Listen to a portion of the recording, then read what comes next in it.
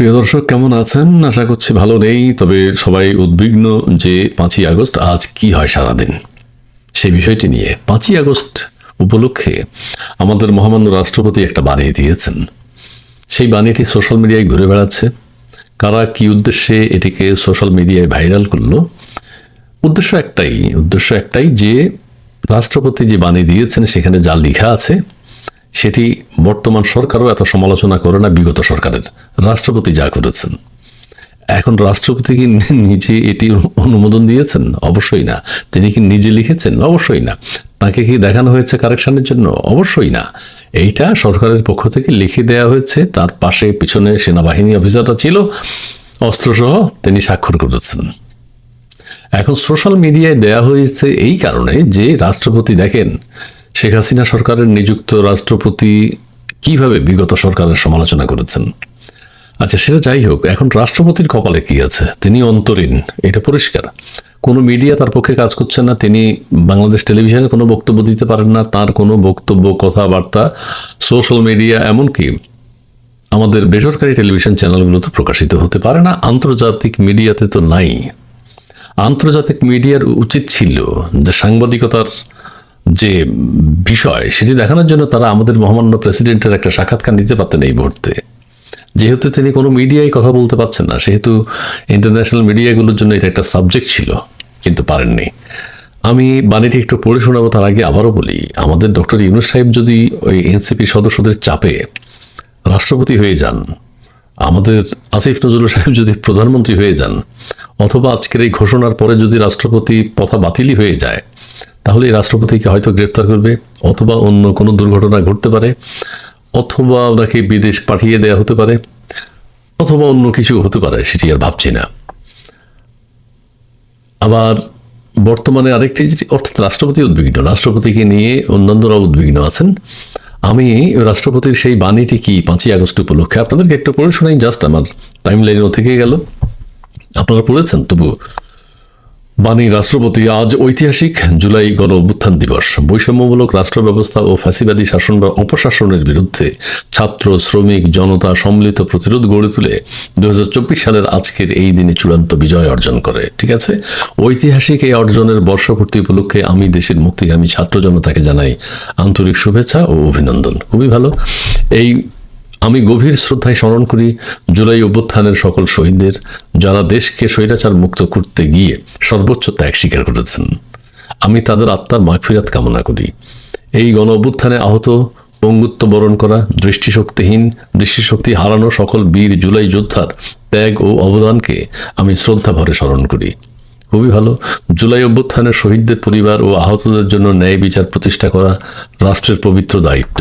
এই দায়িত্ব পালনে রাষ্ট্র অঙ্গীকারবদ্ধ। ঠিক আছে, এরপরেই বিপজ্জনক কথাগুলো, যেগুলো তিনি মন থেকে বলছেন কিনা জানা যায়নি। জুলাই গণ অভ্যুত্থান ছিল দীর্ঘদিনের বঞ্চনা, দুঃশাসন, দুর্নীতি, লুটপাট, গুম, খুন, অপহরণ, ভোটাধিকার হরণ সহ সব ধরনের অত্যাচার, নিপীড়নের বিরুদ্ধে তরুণ প্রজন্মের ও আপামর জনতার ক্ষোভের বিস্ফোরণ। এই বৈষম্যমূলক ফ্যাসিবাদী ব্যবস্থা বিলোপ করে গণতন্ত্র পুনঃপ্রতিষ্ঠা, জনগণের ক্ষমতায়ন ও মত প্রকাশের স্বাধীনতাকে সুনিশ্চিত করাই ছিল জুলাই অভ্যুত্থানের মূল লক্ষ্য। গণমাধ্যমের স্বাধীনতা আপনারা বুঝতে পারছেন নিশ্চয়ই। একটি সুখী সমৃদ্ধ বাংলাদেশ গড়ে তুলতে ফ্যাসিবাদের মূলোৎপাটন করে জুলাই চেতনার পরিপূর্ণ বাস্তবায়ন করতে হবে। খুবই ভালো। জুলাই অভ্যুত্থান পরবর্তী সময়ে রাষ্ট্র একটি ব্যাপক ভিত্তিক সংস্কার প্রক্রিয়ার মধ্য দিয়ে অগ্রসর হচ্ছে। যে সংস্কার কাজগুলো চলছে, 1 বছরও এখনো কিছু হয়নি। হ্যাঁ, গুছানো হয়েছে, কিন্তু এগুলো কি হবে জানা যায়নি। এই সংস্কারের মধ্য দিয়ে গণ অভ্যুত্থানের আশা আকাঙ্ক্ষার প্রতিফলন হবে, আশা আকাঙ্ক্ষা প্রতিফলিত হবে। প্রকৃত গণতান্ত্রিক উত্তরণের মধ্য দিয়ে গড়ে উঠবে একটি ন্যায় ও সাম্য ভিত্তিক নতুন বাংলাদেশ। আজকের এই দিনে এই আমার একান্ত প্রত্যাশা। আমি জুলাই গণ অভ্যুত্থান দিবস উপলক্ষে গৃহীত সকল কর্মসূচির সাফল্য কামনা করছি। মোহাম্মদ শাহাবুদ্দিন। শাহাবুদ্দিন সাহেব শেষ বয়সে আসলে একটা বিপদেই পড়েছেন। এখন কেউ কেউ বলছেন যে তিনি পদত্যাগ করতে পারেন, এটা তো ঠেকানোর কোনো উপায় নেই। অথবা তিনি মৃত্যুবরণ করতে পারেন, অথবা তিনি একটা সামরিক আইন জারি করতে পারেন। তিনি ঘোষণা দিতে পারেন সেনাবাহিনী যদি না মানতে চায় তাকে হয় হত্যা করবে অথবা অন্য কিছু করবে, গ্রেফতার করবে। এটা হতে পারে। রাষ্ট্রপতি ইতিহাস হয়ে থাকতে পারতেন। কিন্তু এখন যে অবস্থা, তিনি ইতিহাসের কোন অবস্থায় যাবেন সেটা ইতিহাসবিদরা লিখবেন, তবে ভালো কোনো পজিশন তিনি পাবেন না। তিনি মুক্তিযুদ্ধ বিশ্বাস করেন, স্বাধীনতা যুদ্ধ বিশ্বাস করেন, স্বাধীন বাংলাদেশ বিশ্বাস করেন, জাতীয় সঙ্গীত বিশ্বাস করেন, জাতীয় পতাকা বিশ্বাস করেন, বঙ্গবন্ধুকে বিশ্বাস করেন।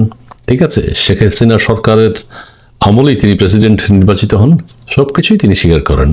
এখন এই বাণী দেখলে মনে হয় যেন তিনি সব কিছুকেই, বিগত দিনের সব কিছুকেই বর্তমান সরকারের মতো অস্বীকার করছেন। এতে তিনি কি হলেন? তার চরিত্রের যে বৈশিষ্ট্য হওয়ার কথা সেটি দেশবাসী, জনগণ দেখতে পাচ্ছে না।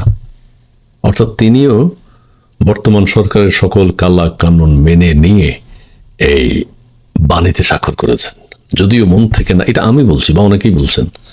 বা তিনি কি তার মতামত চেঞ্জ করেছেন কিনা? সেনাপ্রধান যেমন বিগত সরকারের সময় বঙ্গবন্ধু, শেখ মুজিবুর রহমান, স্বাধীনতা যুদ্ধ সবই বলেছেন, এখন আবার সবই অস্বীকার করছেন। রাষ্ট্রপতিও তখনই আওয়ামী লীগের সময় সবই বলেছেন, এখন আবার সবই অস্বীকার করছেন। এরকম হতে পারে, আবার নাও হতে পারে। কোনটা সঠিক কোনটা সত্য ইতিহাস বলে দেবে। ধন্যবাদ। তবে অনুমান করা যায় কি হচ্ছে। সেই তারেক রহমান আর মোহাম্মদ ইউনূস, তার উপদেষ্টা পরিষদ ও স্বরাষ্ট্র উপদেষ্টা, তাদেরকে নিয়ে আমরা আলোচনা করব। গত বছরের 5 আগস্ট, মানে এই দিনে, আজকের দিনে 5 আগস্ট দুপুরেই শেখ হাসিনা দেশ ছেড়েছিলেন।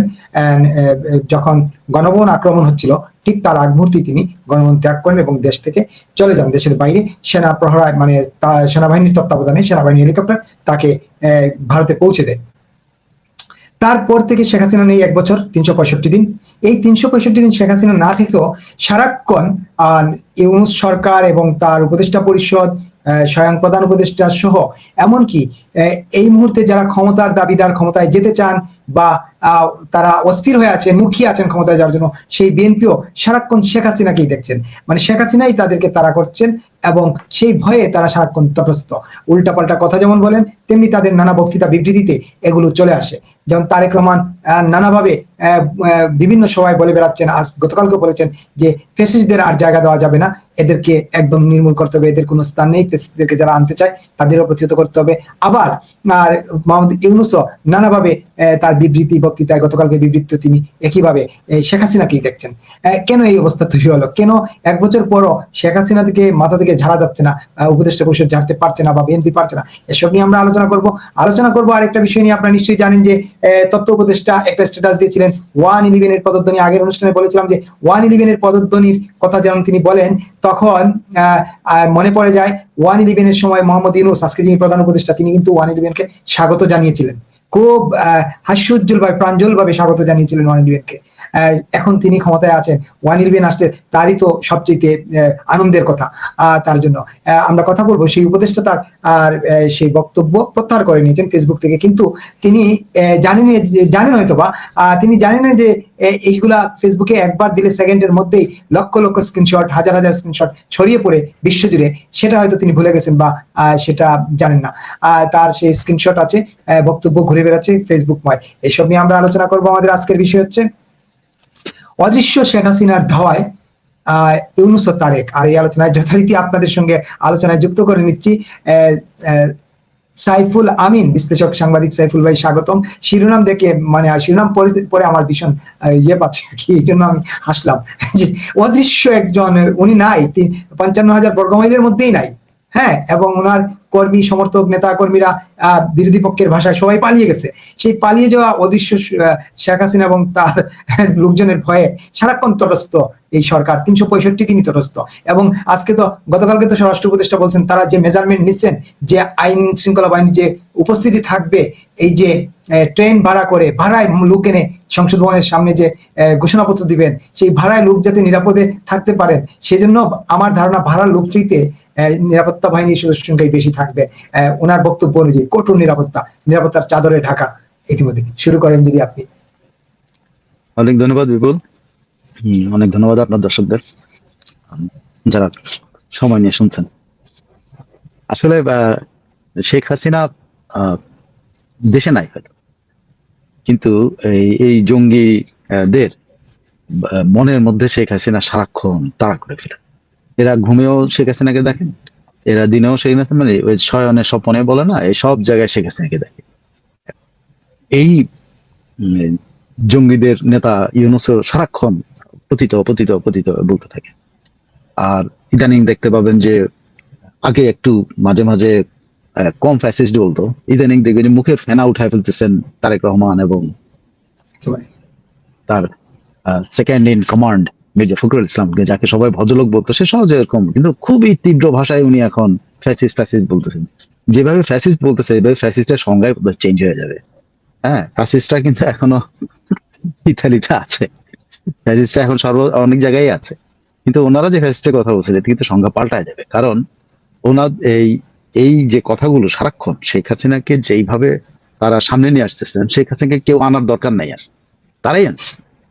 শেখ হাসিনার সাপোর্টারদেরকে মানে অনেক, তাদের জন্য অনেক খুশির খবর যে শেখ হাসিনার সাপোর্টাররা যা করছেন না তার চেয়ে অনেক বেশি এরা শেখ হাসিনাকে স্মরণ করেন। শেখ হাসিনা অনেক সমর্থক শেখ হাসিনার খুব সমালোচনাও করেন। হ্যাঁ, সমালোচনা করেন, কিন্তু মানে রাগ হয়ে সমালোচনা করেন না, আর এরা সারাক্ষণ ভয়ে সমালোচনা করছে। পার্থক্য আছে। কিন্তু তারপর আমি যেটা বলবো যে এদের শয়নে স্বপনে যতটা শেখ হাসিনা জুড়ে আছেন, যতক্ষণ শেখ হাসিনা তাদের মধ্যে তাদেরকে তাড়া করে ফিরছে, সেরকম কিন্তু শেখ হাসিনা কর্মীরা যদি এরকম তাদের মতো করে শেখ হাসিনাকে মনে করতেন, তাহলে এতদিনে কিন্তু বাংলাদেশে আবার একটা মহাজাগরণ হতে পারে, হাসিন যেটাকে আমরা শেখ হাসিনা জাগরণ বলতে পারতাম, কিন্তু তা হয়নি। শেখ হাসিনার দলবল সেই বা তার সংগঠন, তার ছাত্রলীগ, তার ছাত্র তারা কেউ কিন্তু যুবলীগ। সেই ভূমিকাটা রাখতে পারে না। এটা তো অদৃশ্য এখন, তাই না? হ্যাঁ, কিছু আছে কাজ করতেছে, কিন্তু অদৃশ্য। তো সেই অবস্থায় শেখ হাসিনাকে দৃশ্যমান রাখছেন এই ইয়ারাই, যারা তাকে ফ্যাসিস্ট বলে সারাক্ষণ তার ভয়ে ভীত তারা। শুনেন, আপনি এই যে জাস্ট এই ইয়ের বাণীতে, এই কি বলে 5ই আগস্টের বাণী দিয়েছেন, সেই বাণীতে যেভাবে ফ্যাসিস্ট ফ্যাসিস্ট করছেন ইউনূস সাহেব, তাতে আপনি ভয় পাওয়ার মতো। ওনার এক্স্যাক্টলি আমি যদি কোট করি, তাহলে এটা যেই পড়বে বা যেই শুনবে তার কি সঙ্গে সঙ্গে মনে হবে না এই লোকটা শেখ হাসিনাকে গালাগালি দিচ্ছে? আর শেখ হাসিনাকে গালাগালি দিচ্ছে যখনই মনে হয়, তখনই কিন্তু যে লোকটা আওয়ামী লীগ করে না, তার মধ্যেও তো একটা বিরক্তি তৈরি হচ্ছে যে আর কত এনাকে গালাগালি। এটা কিন্তু সাংঘাতিক রকমের একটা বিরক্তি, খুব স্বাভাবিক, খুব স্বাভাবিক যে আপনি যত বেশি গালে। এটা কিন্তু শেখ হাসিনা আমলে, শেখ হাসিনা সারাক্ষণ যখন বিএনপি কে বকতেন তখন কিন্তু মানুষ বিরক্ত, খালেদা জিয়াকে বকতেন তখন মানুষ বিরক্ত হয়ে যায়। সেম এখন শেখ হাসিনাকে বকতেছে, তার বিরক্ত হইতেছে, এবং তারা দেখতে পাচ্ছে যে আরে এই লোকটা তো সারাক্ষণ মানে জব করতেছে, মানে তসবিটে পাওয়ার মতো অবস্থা।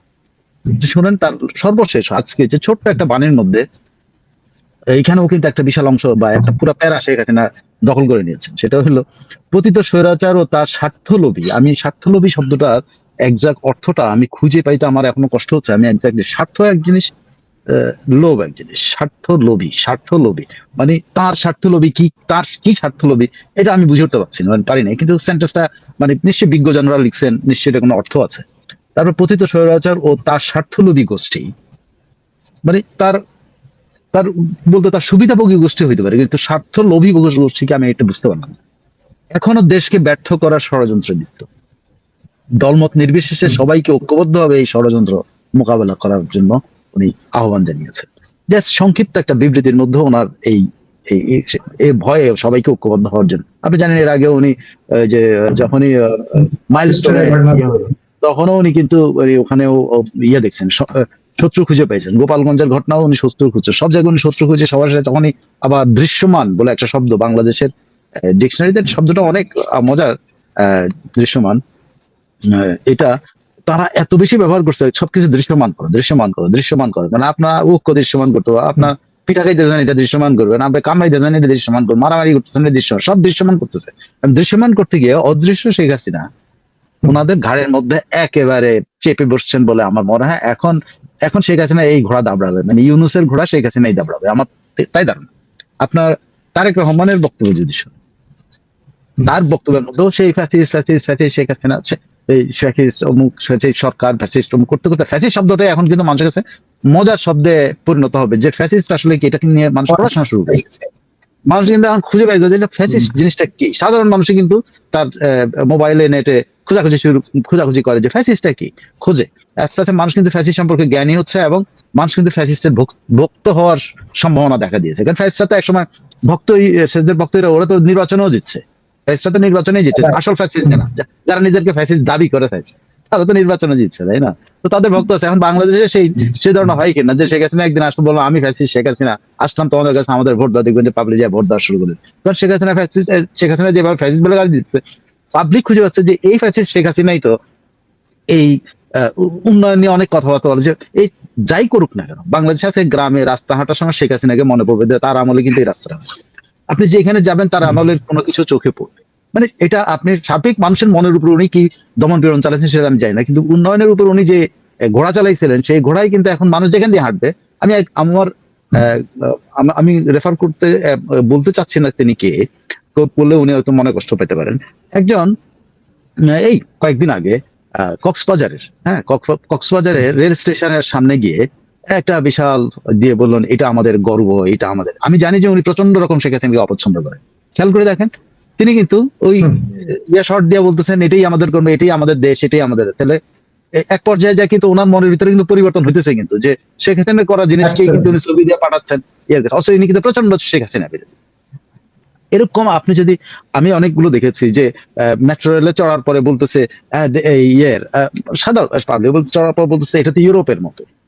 সে আগের কথা নাই, এখনকার গুলো নতুন করে দেশের থেকে গিয়ে দেশের সরি অন্য দেশ থেকে গিয়ে দেশে গেছেন, দেশে গিয়ে বাংলাদেশের মেট্রো রেলে উঠে ছবি টবি তুলে ভিডিও করে বলে যে আমরা ইউরোপের একটা শহর। এই যে দেখেন মানুষের মনে আপনি শেখ হাসিনাকে আপনি যত তাড়া করে ফিরবেন, শেখ হাসিনা ততই কিন্তু ওনাদের যে কথাটা, ওনাদের ঐক্য দৃশ্যমানের পরিবর্তে শেখ হাসিনার দৃশ্যমান হচ্ছে, শেখ হাসিনাকে তারাই দৃশ্যমান করছে, হ্যাঁ বেশি তাড়া করছে একেবারে।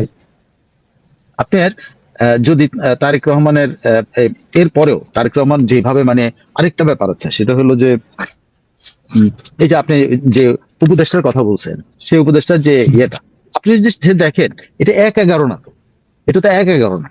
ইনি কিন্তু পুরো বিষয়টার মধ্যে হচ্ছে 1-11-র সাথে সংশ্লিষ্ট, বা 1-11-কে যারা ওন করছে, বা 1-11 যারা বেনিফিটেড হচ্ছে তাদের কথা। 1-11 থেকে যদি আপনি সার্বিকভাবে বলতে চান, তখনকার 1-11 আসছিল তো বিএনপির বিরুদ্ধে, বিএনপির কারণে, বিএনপির কারণে। তো সেখানে স্বাভাবিকভাবে শেখ হাসিনা বা আওয়ামী লীগ ছিল, সেখানে মিনিমাম হলেও তাদের প্রতি একটা নজর ছিল যে না ওরা ওরা এই জন্য দায়ী না, দায়ী হলো বিএনপি, 1-11 আসছে। তাহলে 1-11-র যে ঠিক 1-11 পরে নির্বাচন আসছে কি শেখ হাসিনা এবং তাদেরকে নিয়ে যে যখন যে এই আশঙ্কাগুলি প্রকাশ করে মাহফুজরা, তখন আপনাকে ধরেই নিতে হবে আসলে 1-11 কে না, 1-11-র পরবর্তী যারা এসছে তাদেরকে তারা ভয় পাচ্ছে। আপনি শুধু জিনিসটা যদি আমি শুধু 1-11 হেনের প্রতীকী বলছে, 1-11-র পদধ্বনি পাওয়া যায়, পাওয়া যাচ্ছে, হ্যাঁ শোনা যাচ্ছে, শোনা যাচ্ছে। আচ্ছা না, আচ্ছা ঠিক আছে না, একেবারে ওনার স্ট্যাটাস যেটা আমি স্ক্রিনশট রাখছি সেটাই 1-11 এর পদধ্বনি শোনা যাচ্ছে। তবে জুলাই জয়ী হবে, জনগণের লড়াই পরাজিত হবে না। এইগুলো তো প্রথম স্ট্যাটাস, কিন্তু পরে ব্যাখ্যা দিচ্ছেন, আমি সেটা পড়তেছি, আমি ওই স্ট্যাটাস উনি টোটাল এটার উপরে একটা বিশাল ব্যাখ্যা দিচ্ছেন। সেই বিশাল ব্যাখ্যার মধ্যে আপনি দেখেন বারবার কিন্তু ওনারা কিন্তু ওই যে শেখ হাসিনা সরকার, ওই সময় সরকার ওদের থেকে বেনিফিশিয়ারি, তার থেকে বেনিফিশিয়ারি খুঁজতেছে, খালি খুঁজতেছে। খোঁজার মধ্যে দেখেন 1-11 পদধ্বনির কথা কেন বলছি, উনি বলছেন জুলাইয়ের শক্তিগুলোর ঐক্য নাই এবং ঐক্য ধরে না রাখার ক্ষেত্রে আমাদের যতটা দায় তার চেয়ে বেশি পুরাতন 1-11 শক্তিগুলো অন্তর্ঘাতক কর্মকাণ্ড দায়ী। কাকে কাকে ইঙ্গিত করতেছে? শেখ হাসিনা এবং তার আশেপাশের সবাই। হ্যাঁ, মানে ওই সময় যারা শক্তি ছিল তারা কিন্তু এখন এক আছে, কিন্তু তারা অন্তর্ঘাতমূলক কর্মকাণ্ড করতেছে, এই জন্য আমাদের ঐক্য নাই বলে আমরা ধরা খাচ্ছি। আচ্ছা, তারপর আসেন জুলাইয়ের শক্তিগুলোর আত্মতুষ্টির সুযোগে পুরাতন 1-11 পন্থীদের বিভাজন এবং অন্তর্ঘাতের পন্থীরা বিভাজন এবং অন্তর্ঘাতের সুযোগ নিচ্ছে। হ্যাঁ, আত্মতুষ্টির সুযোগে, মানে জুলাইরা খুব খুশিতে ছিল, এই জন্য 1-11 পন্থীরা বিভাজন এবং অন্তর্ঘাতের সুযোগ ব্যবহার করছে পুরাতন। তারপরে বলছে আওয়ামী লীগকে দেখেন আস্তে আস্তে কিন্তু ঘুরে ফিরে কিন্তু তার মানুষ পটে চলে আসছে শেখ হাসিনা এবং আওয়ামী লীগ। আওয়ামী লীগকে স্বাভাবিকরণ এবং জুলাইয়ের ছাত্র জনতাকে ভিলিফিকেশন মূল ধারা হয়ে উঠেছে, মানে আওয়ামী লীগ স্বাভাবিক হয়ে যাচ্ছে, এটা ওনাদের খুব কষ্ট হচ্ছে। আর জুলাইয়ের যারা ছাত্র জনতা তারা কিন্তু এখন তাদের সমালোচনা করে, এটা একটা মূল ধারা ব্যাপার হয়ে দাঁড়ায়। তার মানে কি দাঁড়ালো, ওনারা কিন্তু পরাজিত হয়ে গেছে, ওনার আর মূল ধারা নাই ওনার বক্তব্য অনুসারে। তারপর জনগণের মধ্যে হতাশা তৈরি এবং করে হতাশ জনগোষ্ঠীর মধ্যে সেভিয়ার ক্রাইসিস তৈরির প্রচেষ্টা চলতেছে, মানে একদম হতাশা করে এরা ওই 1-11 লোকেরা এসে উদ্ধারকারী হবে, বা 1-11 সুবিধাভোগীরা উদ্ধারকারী হিসাবে আবির্ভূত হওয়ার চেষ্টা করতেছে। তার মানে আপনি খেয়াল করে দেখেন he is sensing or he is smelling some sort of change. আচ্ছা, আসেন এই চেঞ্জের ব্যাপারে আমাদের তারেক রহমান সাহেব কি বলছেন। আমি একটু মিলানোর জন্য বলছি, তাহলে আপনি বুঝতে পারবেন যে এদের একে অপরের মধ্যে কি পরিমাণ হাসিনা ভীতি তারা করতেছে। কাজ করছে। হ্যাঁ, তিনি বলছেন এই সংক্রান্ত বিষয় নিয়ে বলছেন, দেশের মানুষ এখন প্রতিশ্রুতি নয় বাস্তবায়ন চাচ্ছে। উনি ইউনূসকে ইঙ্গিত করে বলছেন। তারপর বলছেন এই মুহূর্তে বাংলাদেশের মানুষ কথামালার রাজনীতি আর চাচ্ছে না, তারা একটি পরিবর্তন চাচ্ছে। What do you mean by পরিবর্তন? তার মানে মানুষ পরিবর্তন চাচ্ছে, এটা কিন্তু উনি বুঝতে পারছেন। সেই পরিবর্তনটা কি? সেই পরিবর্তনটা উনি এখন একটু সন্দিহান, সেই পরিবর্তনটা কোন দিকে যেতেছে, যে কারণে এখন উনি মনে করছেন যে এখনই সময় হলো, এটা এখন প্রতিশ্রুতি বাস্তবায়নের সময়। হ্যাঁ, মানুষ আর প্রতিশ্রুতি চাচ্ছে না, বরং প্রতিশ্রুতির বাস্তবায়ন চাচ্ছে। বাংলাদেশের মানুষ পরিবর্তন চায়, এখন আর স্বপ্ন কিংবা প্রতিশ্রুতি চায় না, জনগণ এর প্রতিশ্রুতির বাস্তবায়ন চায়। মানে ওনারা ক্ষমতায় না যেতে পারলে কিন্তু একটা পরিবর্তন আসা যাওয়ার একটা সংখ্যায় উনি কিন্তু এই কথা, মানুষ অস্থির হয়ে গেছে, মানুষ পরিবর্তন চায়। মানুষ পরিবর্তন কি বিএনপিকে চায়?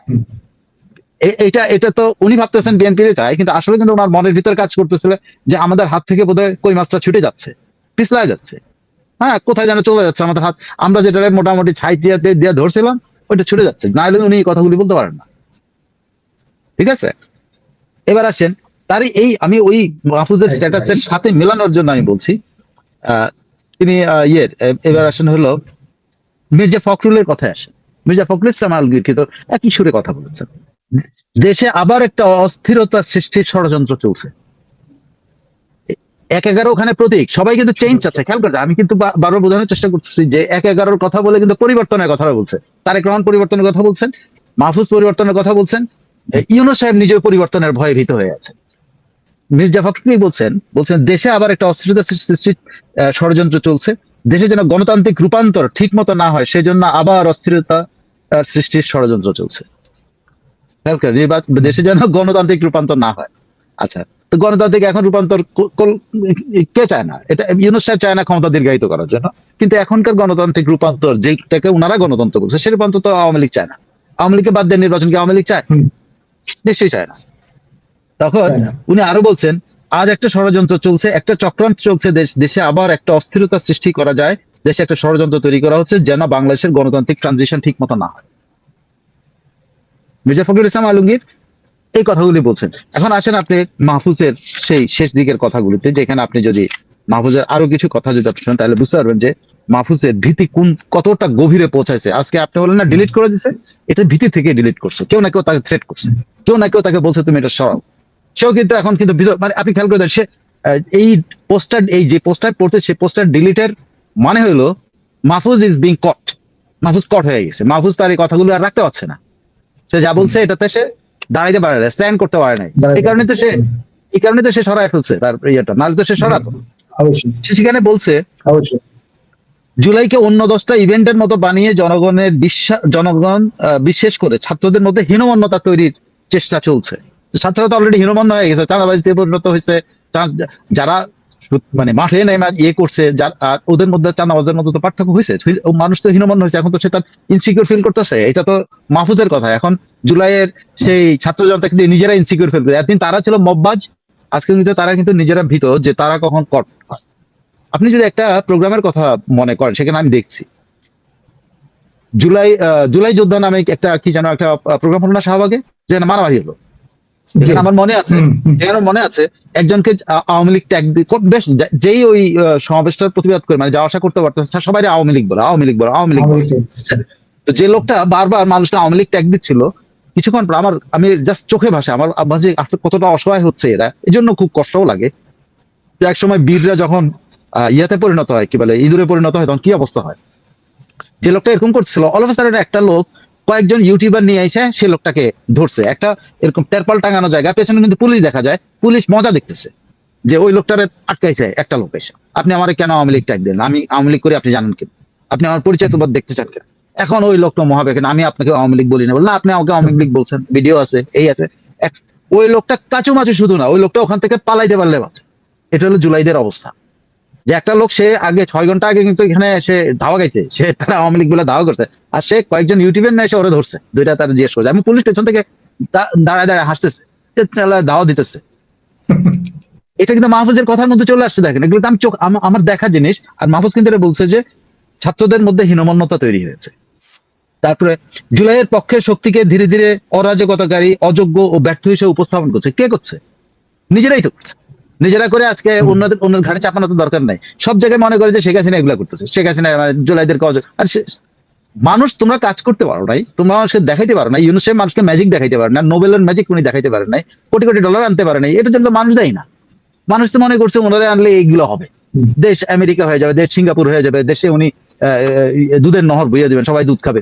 হ্যাঁ, কিন্তু উনি করেন নাই। তো সেটা তো পাবলিকের দায় না, দায় তো ইউনূস সাহেব এবং তোমাদের। কিন্তু উনি বলছেন যে কেউ না কেউ এটা করে, তার মানে দেখেন উনি ভূত দেখতেছে, উনি বারবার উনি ভূত দেখতেছে। জুলাইয়ের পক্ষে শক্তিগুলি ধীরে ধীরে অরাজকতাকারী, অযোগ্য, ব্যর্থ হিসেবে প্রস্তাব। তো প্রত্যেকটা কথা সত্য। তোমরা অরাজকতা করতেছো, মব করতেছো, রাস্তাঘাট আটকায় ফেলতেছো, এই করতেছো, তোমরা তো করতেছো। এক, 2 নম্বর, তোমরা যে অযোগ্য, তোমাদের সরকার তো অযোগ্য, সর্বোচ্চ তোমরা আছো, কিন্তু তোমরা তো কিছুই করতে পারো। এমন কোনো মিনিস্ট্রি নাই যেখানে একজন সমন্বয়কারীকে আপনার ওই মিনিস্ট্রিতে রাখে নাই, কি সদস্য হিসাবে কেমনে যেন থাকে সে। বড় ওরা ওখানে দুর্নীতিতে ব্যস্ত হয়ে পড়ছে। ব্যর্থ হয়েছে তো, অযোগ্য হয়েছে, ব্যর্থ হয়েছে, ব্যর্থতা হয়েছে। ইউনূস সাহেব নিজেই তো ব্যর্থ হইলো। ইউনূস সাহেব তো এই পর্যন্ত জাতিকে যত দেখাইছিলেন, উনি স্বপ্নের জগৎ দেখিয়েছেন, উনি কি কিছু আনতে পারছেন? ওনার 3-0 কোথায় এখন? ওনার 2-0 বাংলাদেশ কোথায়? কোথাও নাই। তো দেখেন, তারপরে সে আবার বলছে মানে নির্বাচন নিয়ে ধোঁয়াশা তৈরি। ধোঁয়াশা কে তৈরি করছে? এটা ধোঁয়াশা তৈরি উনি কিন্তু অভিযুক্ত কারে করছেন এটা আমি জানি না। আমার মনে হয় উনি ইউনূস সাহেবরাই করছেন, যে কারণে তার এই অবস্থা হয়েছে। নির্বাচন নিয়ে ধোঁয়াশা তৈরি, যেখানে সরকার ও রাজনৈতিক দলগুলোর মধ্যে নির্বাচন নিয়ে উল্লেখজনক টানাপোড়েন নেই। উনি কোথেকে স্বপ্ন দেখতেছে যে টানাপোড়েন তো প্রত্যেকদিনই আছে। প্রত্যেকদিন নির্বাচন চাচ্ছে বিএনপি, প্রত্যেকদিন নির্বাচন চাচ্ছে বিভিন্ন দল, জামাত, এনসিপি ছাড়া সবাই তো নির্বাচন চাচ্ছে। আর উনি বলেন এই ব্যাপারে নাকি দলগুলোর মধ্যে টানাপোড়েন নাই, এবং এটা একটা ধোঁয়াশা তৈরি করা হয়েছে। আচ্ছা, রাজনৈতিকতার অবসান, বিরাজনীতিকরণের প্রচেষ্টা। আমি জানি না রাজনৈতিকতার অবসান কি, বিরাজনীতিকরণের প্রচেষ্টা, এটা আমি জানি না কে বিরাজনীতি তারাই করছে। রাজনৈতিক নেতৃত্ব এবং রাষ্ট্রীয় প্রতিষ্ঠানগুলো নিয়ে হতাশা তৈরি। হতাশা তো রাষ্ট্রীয় প্রতিষ্ঠানগুলো ব্যর্থ হচ্ছে, হতাশ হবে না মানুষ? এবং সেভিয়ার্স ক্রাইসিস তৈরি সবই হলো একই 11-র পুনরাবৃত্তির প্রচেষ্টা। উনি এখানে এসে 1-11-কে দেখতেছেন যে 1-11-র আবার পুনরাবৃত্তি, মানে আর্মি টেক ওভার হওয়ার সম্ভাবনা আছে, উনি এটা বলতেছেন। কিন্তু পুরোটা বক্তব্যের মধ্যে হলো ওনাদের ব্যর্থতা, ওনারা সেই ব্যর্থতার দায় এখন পর্যন্ত ফ্যাসিস্টের গাড়ে চাপানো যায়। সবাই ফ্যাসিস্টের গাড়ে চাপাচ্ছে। 1 বছরের ব্যর্থতা ফ্যাসিস্টের, যে ফ্যাসিস্টের দৃশ্য কিন্তু এখন আর নাই, যে ফ্যাসিস্টকে এখন পর্যন্ত উনি প্রকাশ্যে এসে বাংলাদেশের কোনো উপস্থিত হন নাই। তো উনি দেশেই নাই, উনি দেশের বাইরে আছেন। ওনার দলটাই নিষিদ্ধ করে রাখছেন, ওনার দলের লোকদের ঘরে থাকতে পারে না। ওনার দল লোকদেরকে 300 এমপির মধ্যে 200 এমপি কে অ্যারেস্ট করে বসে আছেন। তো আওয়ামী লীগের এমন কোনো কমিটি নেই যে কমিটির সভাপতি, সেক্রেটারি জেলে নাই, মারা পড়ে নাই। আপনি মুক্তিযোদ্ধাদেরকে গলায় জুতার মালা দিয়ে, এই যে আমাদের সাবেক প্রধান সিসি কে তাকে জুতা দিয়ে পিটানো হইলো। তারপর কত জায়গায় মুক্তিযোদ্ধাদেরকে পিটানো হলো। আমি সেদিন দেখলাম যে ভাই কি বলে, অ্যাডভোকেট ভাই কি যেন আপনার এখানে আসেন, যে উনি কান্না না পান্না ভাই কান্না করতেছিলেন। পান্না ভাই কান্না করতেছিলেন যে মুক্তিযোদ্ধাদের এই অবস্থা দেখে ওনার মানে ওনারা বেঁচে থাকার ইচ্ছা ওনার নাই, উনি এইভাবে বলছেন। এগুলো কে তৈরি করলো?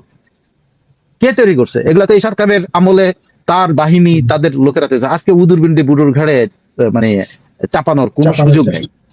তারেক রহমানও কারো ঘাড়ে চাপায়, উনিও ভয় পাইতেছেন যে উনি আসলে গণতান্ত্রিক রূপান্তর হবে কিনা। আফুজও ভয় পেতেছে গণতান্ত্রিক রূপান্তর হবে কিনা। ওনার ভিতর ইউনূস সাহেব তো পতিত স্বৈরাচার নিয়ে সারাক্ষণই ওনার গলা দিয়ে সারাক্ষণ পতিত স্বৈরাচার। তারপরে দেখলাম মির্জা ফখরুল ইসলাম আলমগীর, তিনিও একই কথা বলছেন। এখন আমি ছোটখাটো রাজনীতিবিদদের কথা বলছি না, এই জন্য ছোটখাটো রাজনীতি না, ছোটখাটো রাজনৈতিক দলের নেতাদের কথা বলছেন, এই জন্য তাদের রেফারেন্স দিতে যায়, এটা অনেক লম্বা হবে, অনেক কিছু আমি কিন্তু বলতে পারবো। কিন্তু ঘটনা হচ্ছে যে অদৃশ্য শেখ হাসিনা মনে হয় মহাশক্তিশালী হিসাবে তাদের মনের মধ্যে উদয় হয়েছে। আমি জানি না শেখ হাসিনা কবে বাংলাদেশের মাঠে উদয় হবেন। আমার প্রত্যাশা যে উনি বাংলাদেশের মাঠে আসবেন, এবং বাংলাদেশ মাঠে ওনাকে এখন যেভাবে শক্তিশালী হিসেবে দেখানো হচ্ছে, সে শক্তিশালী নেত্রী হিসেবে উনি মাঠে আইসা উনি সবকিছু ফেস করবেন এবং আবার পুরো অবস্থায় ফেরত যাবেন, আমি আশা করি। কিন্তু এরা কিন্তু মনে মনে শেখ হাসিনা কিন্তু মাঠের মধ্যে দেখা শুরু করেছে। এরা কিন্তু মানে সাংঘাতিক ভাবে এই জিনিসটা ফিল করতেছে যে তারা আসলে সব জায়গায় শেখ হাসিনার চাইতে খারাপই করছে, কোনো ভালো কাজ করতে পারেনি, দেশকে পেছনের দিকে নিচ্ছে, সামনে নিতে পারে। এটা কিন্তু তারা এখন উপলব্ধি করে, যে কারণে তাদের এই উপলব্ধির এইসব কথাবার্তা চলতেছে।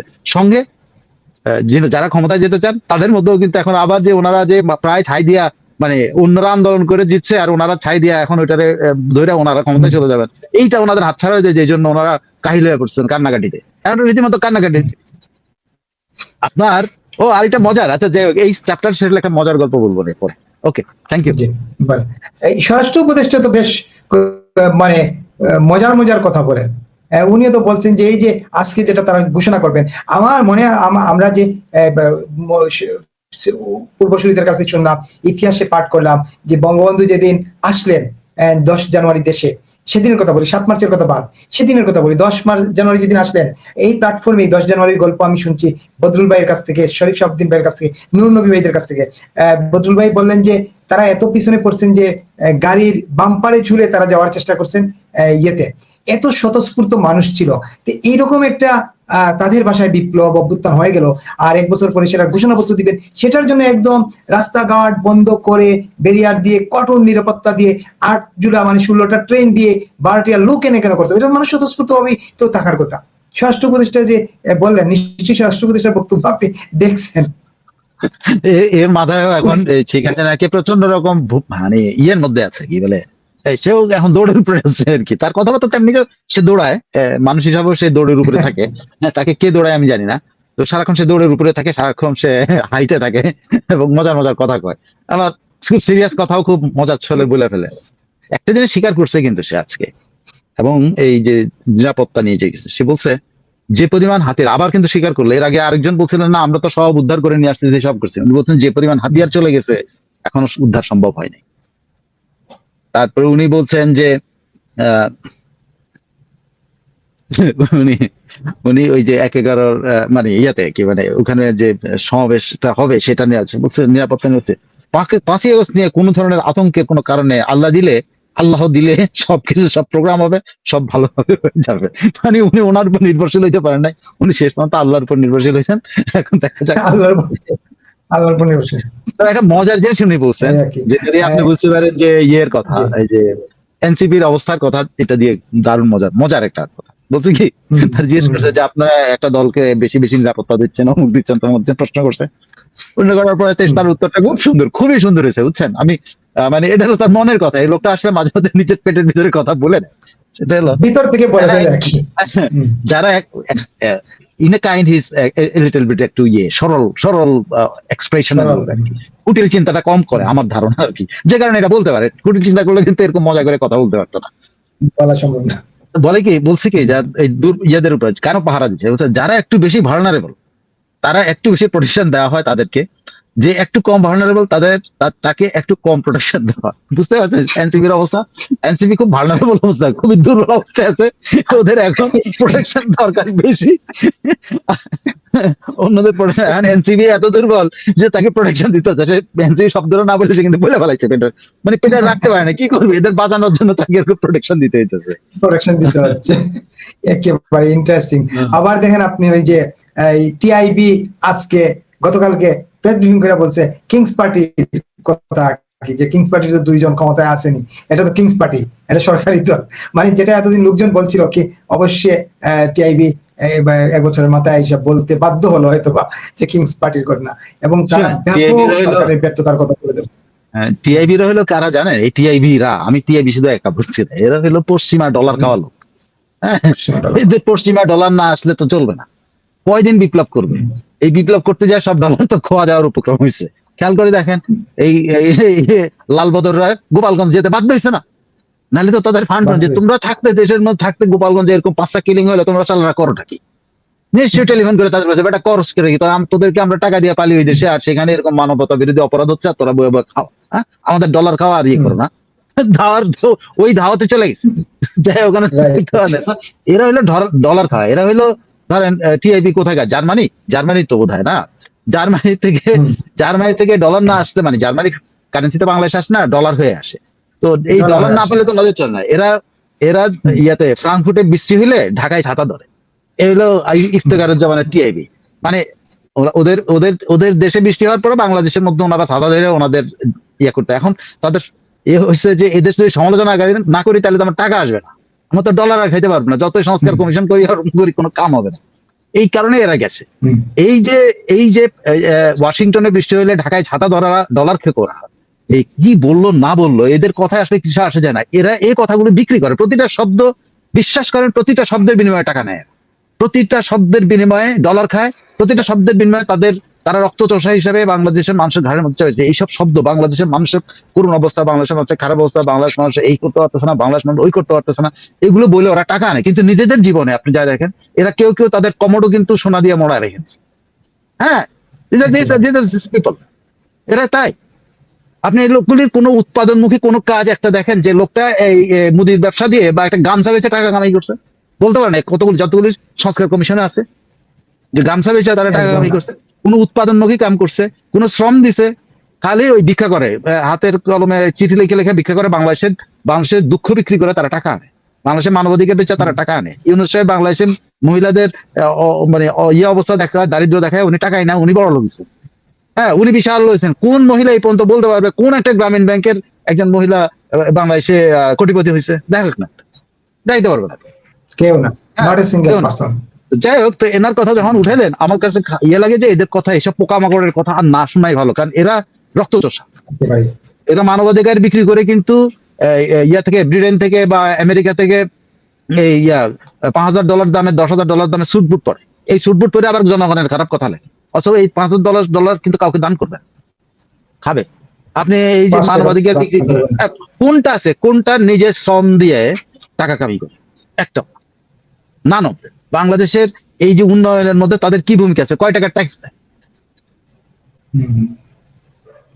বরং পারলে এমন কোন লোক নাই যে এগুলার মধ্যে যারা এনজিও ব্যুরোতে টাকা দিয়ে তাদের টাকা ছাড়ায়। দুর্নীতিবাজ এরা, আর ওরা দুর্নীতির বিরুদ্ধে কথা বলে। ওদের টাকা ছাড়াইতে পারে টিআইবির টাকা ইয়া থেকে, এনজিও ব্যুরো থেকে? না। যাই হোক, আপনি অন্যদিকে নিয়ে গেছেন আলোচনাটা। যাই হোক, আমি আলোচনায় যাই ফিরে।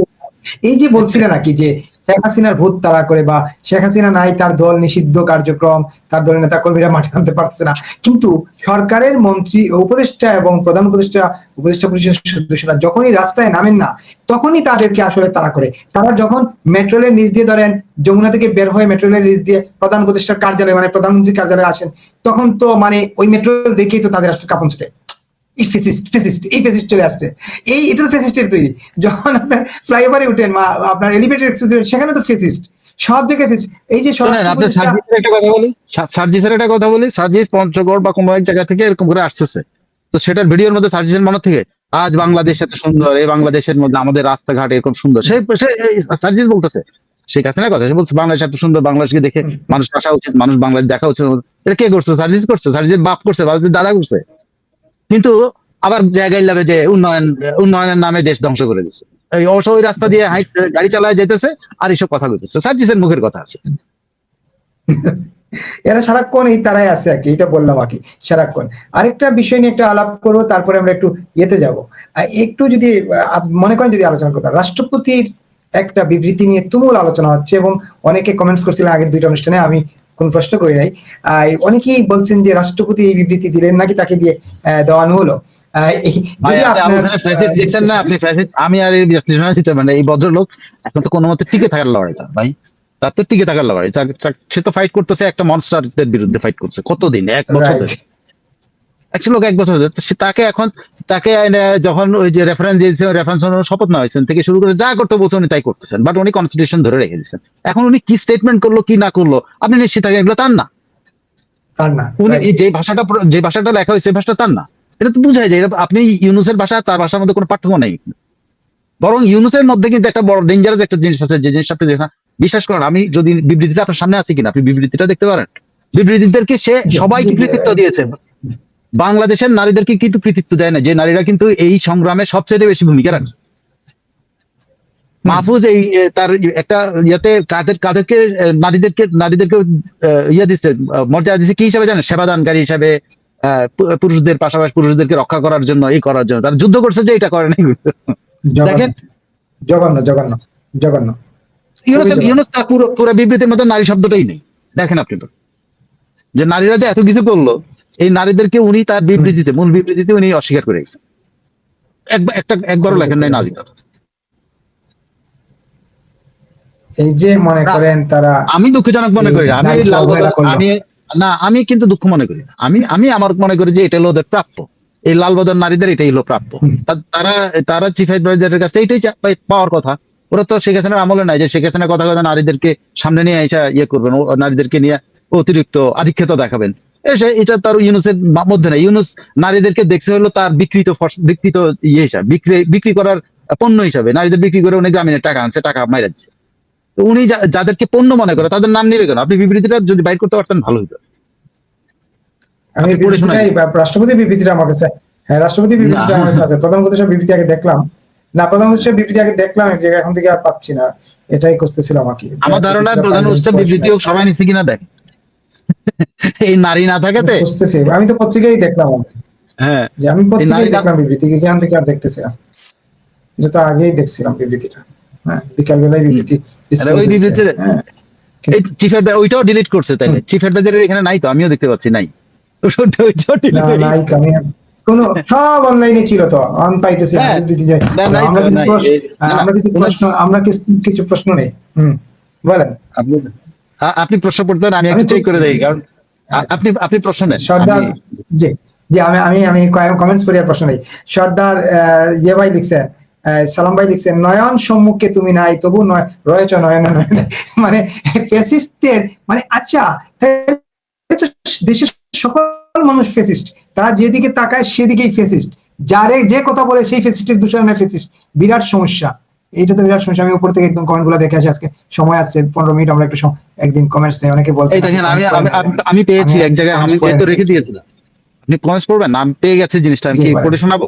না পড়েন, এটা পড়েন। জি জি, এটা পড়েন, আপনি পড়েন। দেখেন এটা কিন্তু আমি ইয়ে করে রাখছিলাম, প্রিজার্ভ করে রাখছিলাম, পরে আমার কাছে এটা রয়ে গেছে আর কি। হ্যাঁ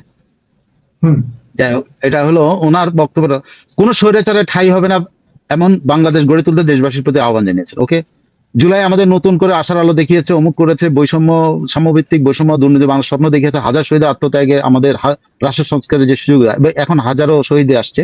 প্রত্যেক স্বৈরাচার তার স্বার্থলোভী গোষ্ঠী এখনো দেশকে ব্যর্থ করার ষড়যন্ত্রে লিপ্ত। দেশ দলমত নির্বিশেষে সবাইকে ঐক্যবদ্ধভাবে এই ষড়যন্ত্র মোকাবেলা করতে হবে। আসুন সবাই মিলে আমরা এমন এক বাংলাদেশ গড়ে তুলি যেখানে আর কোনো স্বৈরাচার ঠাঁই হবে না। খুবই ভালো। দীর্ঘদিনের 1 বছর পরে এই দিনে জুলাই গণঅভ্যুত্থান পূর্ণতা পায়, দীর্ঘদিনের ফাঁসিবাদী শাসন থেকে মুক্ত হয় প্রিয় স্বদেশ। তারপরে আছে হলো সবাইকে অভিনন্দন জানিয়েছেন উনি, বাংলাদেশের আপামর জনসাধারণ যাদের মুখবন্ধ আন্দোলনের ফসল আমাদের এই ঐতিহাসিক অর্জন, তাদের সবাইকে আমি জানি না যাদের মুখবন্ধ মানে কি, আমি জানি না কি, আমি বুঝলাম না তার অ্যাডভাইজাররা কি ইংরেজিতে লেখে, ইংরেজি থেকে ট্রান্সলেট করে কিনা। হ্যাঁ সবাইকে এই যে আন্তরিক অভিনন্দন জানাচ্ছি। অবশ্য সবাই তো আংরেজ না, ওনার শুরু করে সবাই তো আংরেজ। হ্যাঁ ইংরেজরা তো ইংরেজি লিখছে কি, বাংলাদেশের আপামর জনসাধারণ যাদের মুখবন্ধ আন্দোলনের ফসল মানেটা কি, আমাদের এই ঐতিহাসিক অর্জন, আমি জানি না অর্থটা কি। আচ্ছা আমি যদি আপনার দর্শকরা জানতে পারে। এখন আসেন উনি কি ব্যবহার, না কঠিনের চাইতে এটা অর্থটা কি? কঠিন তো আপনি কঠিন শব্দ ব্যবহার করেন না, কিন্তু অর্থ থাকতে হবে, সেন্টেন্সটার অর্থ থাকতে হবে। প্রধান উপদেষ্টা, আজ আমি স্মরণ করছি, শোনেন, আজ আমি স্মরণ করছি সেই সব সাহসী তরুণ, শ্রমিক, দিনমজুর, পেশাজীবীদের যারা ফ্যাসিবাদী শক্তিকে মোকাবেলা করতে গিয়ে শাহাদাত বরণ করেছেন। ঠিক আছে, ওখানে কোনো নারী শাহাদাত বরণ করে নাই, কোনো শুধু তরুণরাই, কোনো তরুণী শাহাদাত করে নাই, কোনো ইয়ে বরণ করে নাই, কৃতজ্ঞতা স্মরণ করতে। কোথাও উনি ওনার বক্তব্যের মধ্যে আমি নারী শব্দটা পাইলাম না, নাই, কোথাও নাই, কোথাও নাই। এই জন্য মনে হয় এটা গণমাধ্যম থেকে সরে গেছে, কালকে আবার সুন্দর করে দিয়ে দিবে আকি। হ্যাঁ অদ্ভুত ব্যাপার হলো এখানে কিন্তু ছাত্রও নাই, তার নিয়োগকর্তাদের নামও নাই। এইটা কোথা থেকে রাখা হইলো তাহলে? ডেঞ্জারাস তো। সে তো এখানে ছাত্রদের কথা উল্লেখ নিয়োগকর্তারা তো আগেই নাই হয়ে গেছে। হ্যাঁ নাই, আজ আমি স্মরণ করছি সেই সব সাহসী। হ্যাঁ ছাত্র তো নাই। নিয়োগকর্তারা মনে করেন গোপালগঞ্জ থেকে নাই হয়ে গেছে, তারপরে চিন্তা করতেন এদের নিয়ে আর ভাববার লাভ নাই, এখন ফেসিস নিয়েই ভাবি, এদেরকে নিয়ে ভাবলে বরং সময় নাই। নাই একবার ছাত্র জনতা শব্দটাই নেই, ছাত্র জনতা যেটা সাধারণভাবে সবাই লেখে আর কি, এই দুইটা শব্দ লিখলে তার কিছু লাগে না। হ্যাঁ কিচ্ছু লাগে না। হ্যাঁ নারীরাও নাই, জনতার মধ্যে তো নারী পুরুষ সব চলে আসে, সব চলে আসেন। নাই কিছু নাই কিন্তু গণ। এই কারণে কেমনি আমার এটা থাকলো আমার কাছে, আমি তো এটাই বুঝে উঠতে পারতেছি না। আমি এটা রাখাতে তো আপনার লাভ হয়েছে তাই না? এখন হ্যাঁ আমি তো ওই রাষ্ট্রপতিটা আমি রেখে দিছিলাম, যেহেতু রাষ্ট্রপতিটা আপনাকে আবার পাঠাইছিলাম, আর প্রধান উপদেষ্টাটা যেহেতু পাবলিক হয়ে গেছে এই জন্য আর ভাবছি এটা তো রাখা না, কিন্তু পাবলিক হয়ে গেছে ভাই, রাষ্ট্রপতিটা পাবলিক হয়েছে। উনি নাই, উনি নারীদের প্রতি, নারীরা কিছুই করে নাই। আর আরেকজন উপদেষ্টা বলছেন নারীরা নাকি সেবা দান করছে, এর চাইতে লজ্জা। খুবই দুঃখজনক, লজ্জাজনক, দুঃখজনক না, একেবারে। কয়েকটা কমেন্টস পড়ি। দেখ, আমি মানে এটা তাদের জয়ন্ত প্রাপ্য, সেন, কিসের লজ্জা, এদের প্রাপ্য এটা। জয়ন্ত সেন লিখছেন, বিপুল ভাই এরা সবাই এখন ঘুমের ঘুরে আওয়ামী লীগকে, আওয়ামী লীগের ভয়ে থাকে, সেটা আমরা আলোচনা করলাম। সাইদ কিউ লিখছেন, প্রশ্ন, রাজপথে রাজাকার মির্জাফর মুক্ত বাংলাদেশ করতে বিভিন্ন কারণে যাদের আওয়ামী লীগ থেকে বহিষ্কার করা হয়েছে, কিন্তু এখনো যারা বঙ্গবন্ধুকে আদর্শ মনে করে তাদের দলে অন্তর্ভুক্ত সম্ভব হচ্ছে। আরেকটা জিনিস প্রশ্ন করছেন, উসমান গনি, বিএনপি কে মোলার জোস খাওয়ার জন্য দাওয়াত দেননি, অথচ তারা হাড্ডি খেতে জুলাই সনদে স্বাক্ষর দিতে প্রস্তুত, কি লজ্জা, কি লজ্জা। তারপরে নুরুল ইসলাম লিখছেন, শেখ হাসিনার বহু ভালো কাজ করেছেন, ডক্টর মোহাম্মদ ইউনূস সাহেব দেশ যুক্তরাষ্ট্রের কাছে বিক্রি করেছেন, ডক্টর মোহাম্মদ ইউনূস সাহেব দেশ যুক্তরাষ্ট্রের কাছে বিক্রি করছেন, এটা প্রায় নিশ্চিত করে বলা যায়, মনে হয়, যায় না। তারপরে আরেকজন লিখছেন, আমির হোসেন, ওরা ভালো করেই জানে শেখের বেটি কোনো দেশদ্রোহীকে ক্ষমা করবে না, তাই যে কোনো প্রকারে শেখ হাসিনাকে আটকাতে হবে, আটকাবে কেমনে, তা তো দেখতেছি না। ভাই, আমার আর কত, আমরা নাকি আমরা, হ্যাঁ, আমরা আর কত সহজ করব এই, ভাই বহুত কষ্ট বাংলা পড়াটা, ইংলিশে। আচ্ছা, তারপরে আমরা আরেকটু দেখি, একজন তো বহু কমেন্ট লিখে ফেলছেন, রয়সর বাণিজ্য, তারপরে লিখিয়া তাহেরা ইসলাম, সেই রাখালের গল্প, বাঘ আসতেছে, এই জুজুর ভয়ে শেষ, বুঝছেন, তারা আসলে জুজুর ভয়ে আছে। তারা ভালো করেই জানে রাজাকার বাহিনী, জঙ্গি গোষ্ঠীর ভোট তাদের ডেরা থেকে বের হয়ে গেলেই তাদের ভোট দাঁড়াবে 10%, 10%, তাই সে জামাতের লঙ্গির নিচে আছে। আবু বকর সিদ্দিকী।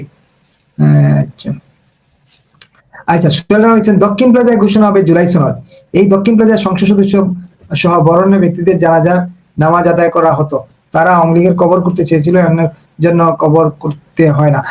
দক্ষিণ প্লাজা একটু চললো না, একটু কারেকশন দিই। দক্ষিণ প্লাজা বলতে সংসদের যে সিঁড়ি, দক্ষিণ প্লাজা ওটাকে বলে, ওইখানে জানাজা হয়, যে লম্বা কয়েক ধাপ সিঁড়ি আছে, তার উপরে যে খোলা জায়গাটা, ওইখানে জানাজা হয়, সংসদের সঙ্গে লাগানোই, এবং প্রধানমন্ত্রী ভিতর দিয়ে ঢুকে এসে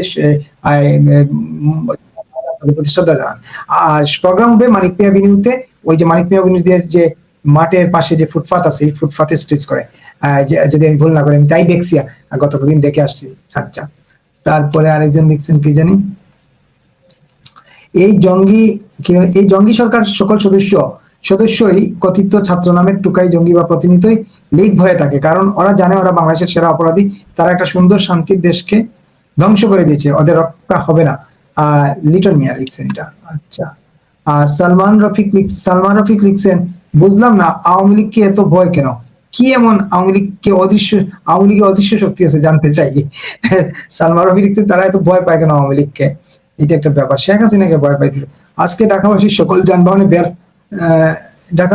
ঢাকাগামী সকল যানবাহনে তল্লাশি চলছে, র্যাব বাহিনী তল্লাশি করছে। আচ্ছা আচ্ছা, ঢাকার পথে যে ট্রেন তল্লাশি করবে না, 16টা ট্রেন, ওরা বলে। আচ্ছা, আমিও বলেছি, বৃহত্তর দিনাজপুরের, আচ্ছা, পিস কমিটি পুত্র, আচ্ছা, ফখরুল সাহেবের সম্পর্কে চলিতেছে সার্কাস, রিং মাস্টার ইউনুস, হাদারাম তারেক একজন লিখছেন, ইউনুসের বড় দায়, দেশ হাসিনাকেই চায়। সাদি আফরিন লিখছেন, ইউনুসের বড় দায়, দেশ হাসিনাকেই চায়।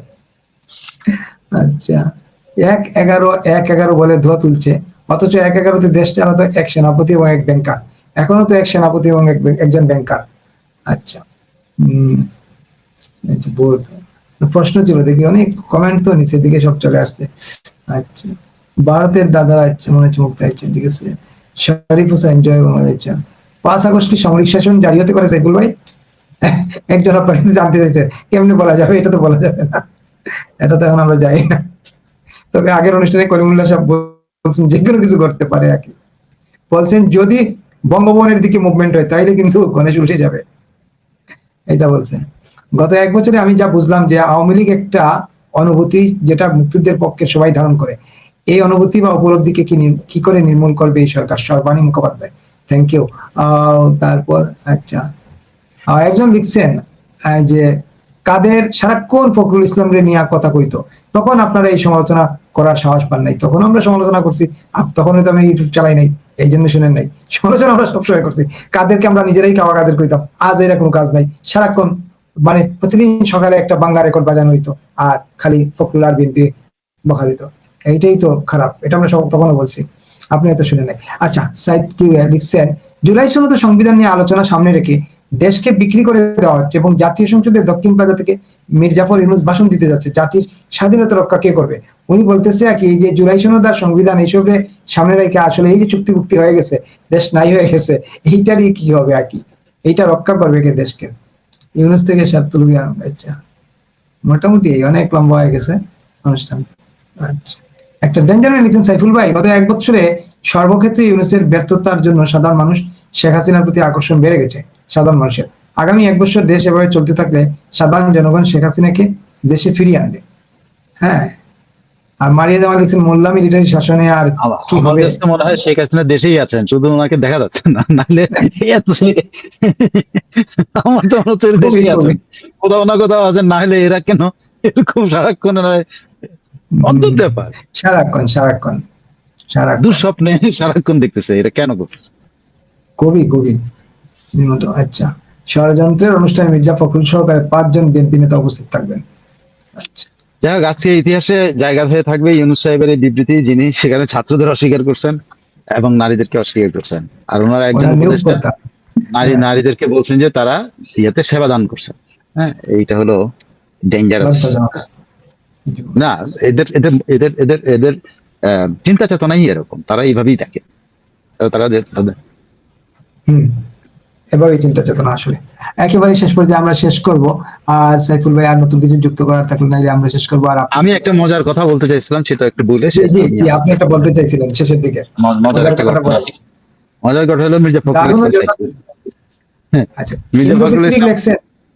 হ্যাঁ, জি, ওইটা শোনাই, আপনি মির্জা ফখরুল ইসলামের কথা বলবেন। মির্জা ফখরুল ইসলামের মজার গল্প একজন লিখছে না হিন্দু প্যাসিফিক, দারুণ ও যথার্থ শিরোনাম দিয়েছেন। ধন্যবাদ, বলেন এখন আপনি এটা হলো মির্জা ফখরুল ইসলাম এবং আসিফ নজরুলের দুটো বক্তব্য খুব দুটো আলাদা করে আমি বলবো। এই দুটো জিনিস আমাদের এই ইয়ের সাথে অনেকটাই কাছাকাছি চলে যাবে এবং বাংলাদেশের যে আবার সেই তোষণ নীতি, এই নীতি, এগুলো আপনারা দেখতে পাবেন। মির্জা ফখরুল ইসলাম ড্যামেজ কন্ট্রোল করছেন। কালকে আমরা অনেক প্রশংসা করছিলাম না যে তারেক রহমানের দেশে আসা নিয়ে উনি জনগণের সামনে রেখে একটা তারেক রহমানের সাক্ষী রেখে জিজ্ঞেস করছে আপনার নেতৃত্বের জন্য ওয়েট করে আছি, এগুলো বলে ওনাকে বেকায়দা ফেলছেন।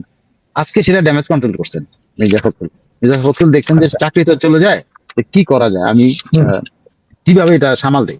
আজকে একটা অনুষ্ঠানে উনি বক্তৃতা যায়, শেষ পর্যন্ত তারেক রহমানের নিয়ে ড্যামেজ কন্ট্রোল করছেন, ওনার চাকরি বাঁচানোর চেষ্টা করছেন। আমি জানি না তার চাকরি থাকবে কিনা ফাইনালি ওই কালকের ওই বক্তৃতার পর।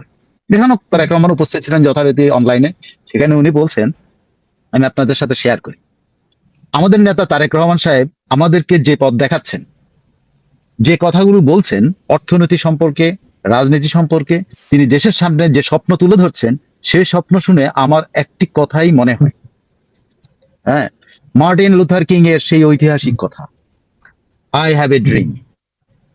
Tarique Rahman have a dream. ইনশাআল্লাহ সেই ড্রিম নিয়ে আমরা সামনের দিকে এগিয়ে যেতে পারবো, আমরা জয় করবো, উই শ্যাল ওভারকাম। তারেক রহমানের সাথে মার্টিন লুথার কিং এর সাথে তারেক রহমানটা তুলনা করছে এবং মার্টিন লুথার কিং এর মতো নেতা নাকি আসছে। মাই গড, মির্জা ফখরুল ইসলাম আমার ধারণা এসা ধমক খাইছে যে ওনার চাকরি যায় কিছু একটা করতে হবে, ভদ্রলোক তো লেখাপড়া জানে, উনি মোটামুটি মার্টিন লুথার কিং এর সাথে তারা তুলনা করে।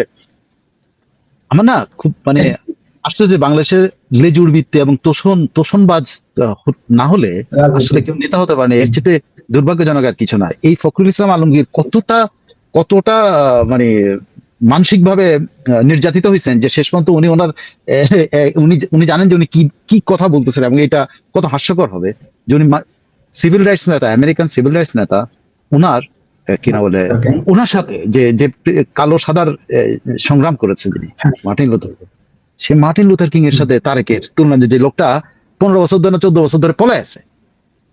যদি লিটারালি আপনি যদি বলেন তার প্রতি সহানুভূতিশীল না হয় কথা বলেন, তারেক রহমান জাস্ট আমাদের দেশ থেকে পলাতক, তার মামলাগুলি উড্র না হলে তো সেটা পলাতক ছিল একেবারে। তাহলে একটা লোক পলাতক অবস্থায় আছে এবং সে তার চিন্তা চেতনা নাকি মার্টিন লুথার কিং এর মতো। মাই গড।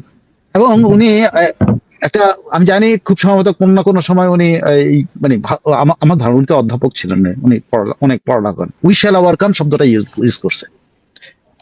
কিন্তু আমি মির্জা ফখরুল ইসলাম আলমগীরের এই জিনিসটা যে উই শ্যাল ওভারকাম, এই যে গানের লিরিক্সটা, এই লিরিক্সটা কখন লেখা হয়েছে, কবে লেখা হয়েছে, কেন লেখা হয়েছে, কিভাবে ইউজ হয়েছে, এই লিরিক্সের যদি আপনি এটা যেহেতু ধরেন বাম ঘরানার ইয়ে করতাম যে উইশাল ওভারকাম গান গাইছি অনেক সময়, এটার খোঁজ খবর নিতাম, আমি ডিটেল জানি না।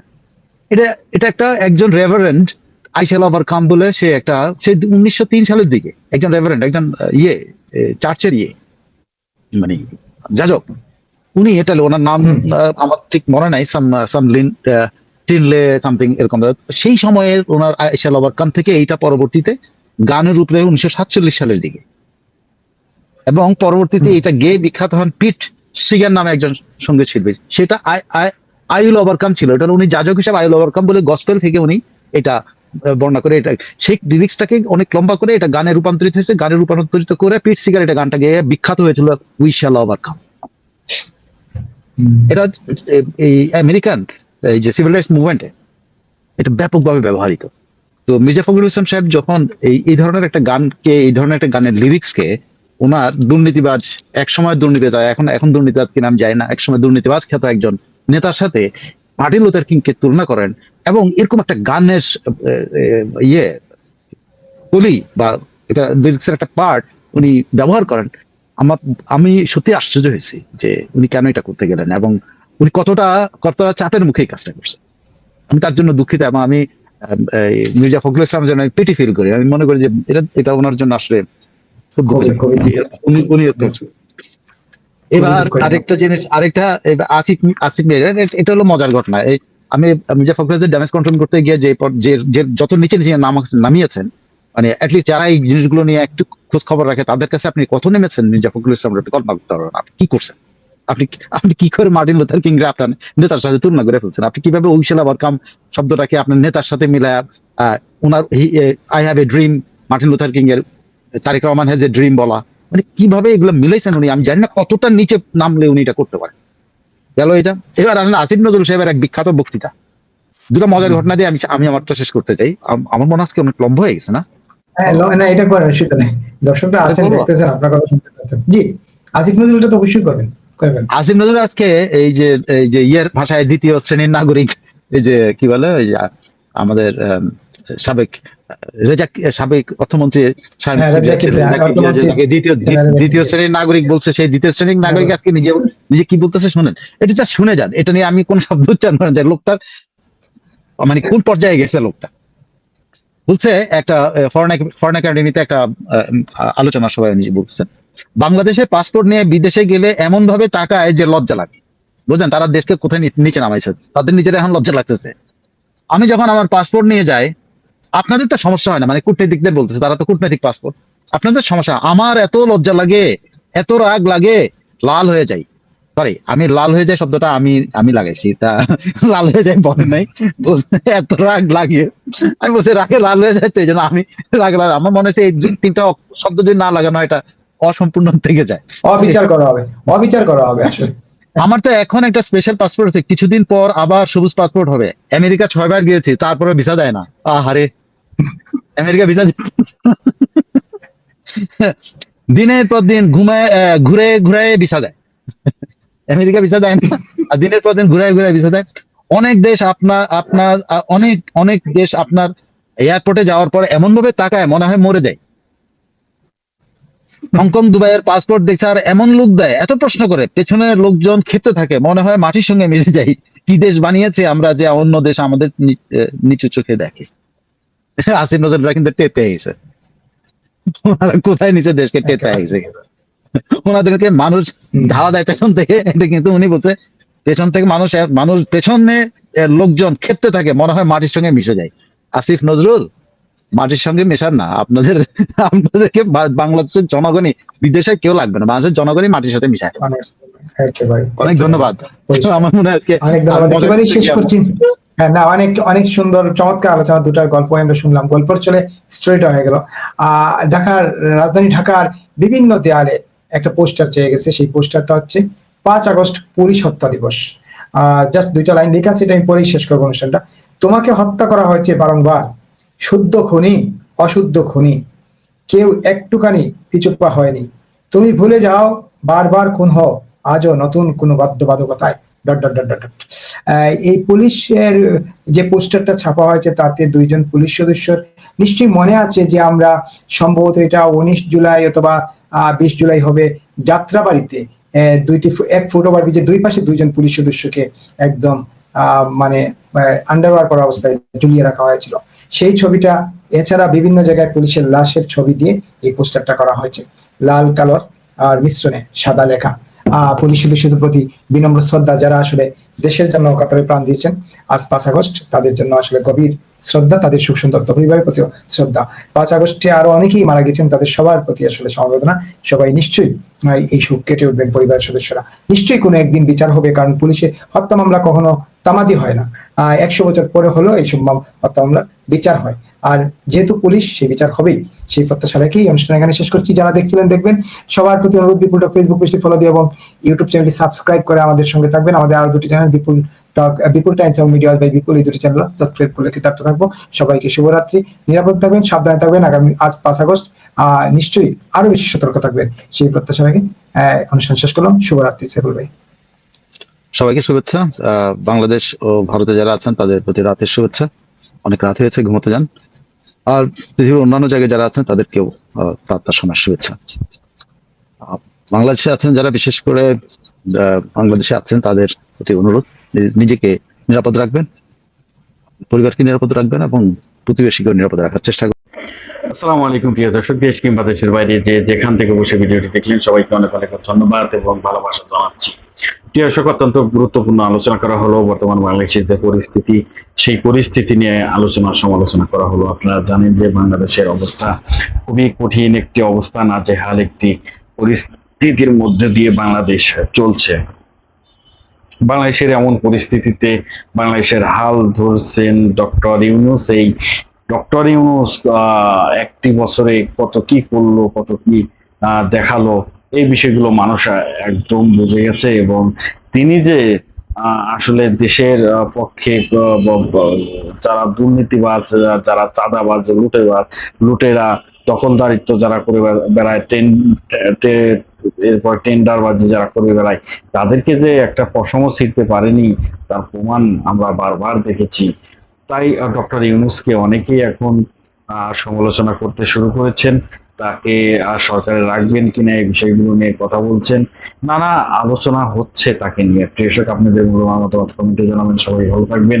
সে সাথে আজকের এই ভিডিওটি দেখে কেমন লাগলো অবশ্যই কমেন্টে জানাবেন। সবাই ভালো থাকবেন, সুস্থ থাকবেন। ভিডিওটি শেষ করছি।